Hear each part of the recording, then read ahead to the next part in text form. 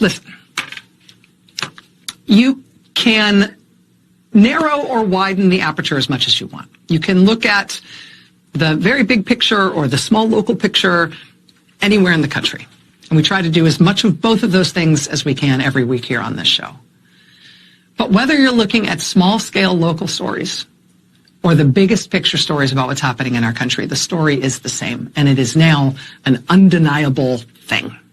We have crossed a line. We are in a place we did not want to be, but we are there. The thing we were all warning about for the last few years is not coming, it is here.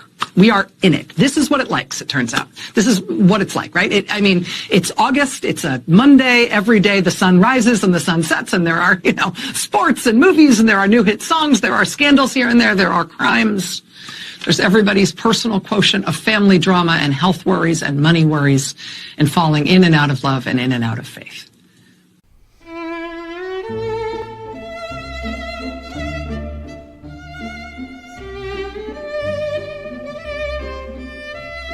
Life has not stopped, and none of our personal lives have stopped.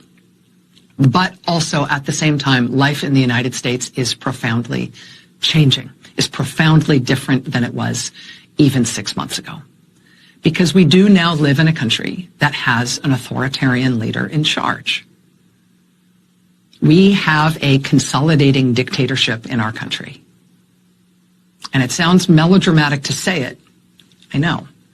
But just go with that for a minute, right? Think in melodramatic terms. Think in cinematic terms. Imagine the cartoon-level caricature of what you think a dictatorship looks like.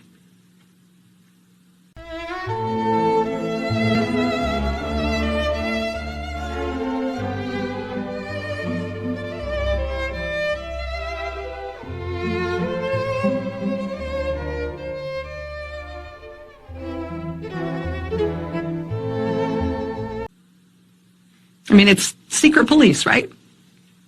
A massive, anonymous, unbadged, literally masked, totally unaccountable internal police force that apparently has infinite funding, but no identifiable leadership.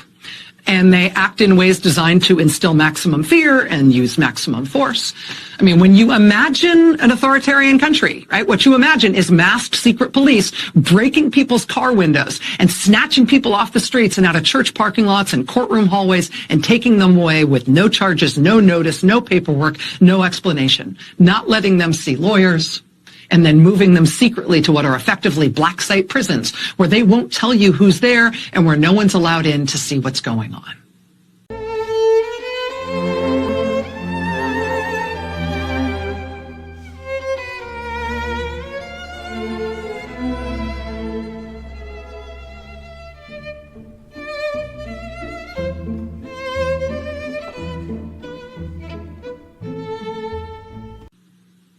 Right? In that kind of a cartoon caricature of an authoritarian country, the one you might have imagined in melodramatic and cinematic terms ever before we got here, you would expect, right, that you'd have a scapegoated minority group blamed for all things. In our case, immigrants, right? And the new extraordinary powers and shows of force by the secret police, among other things.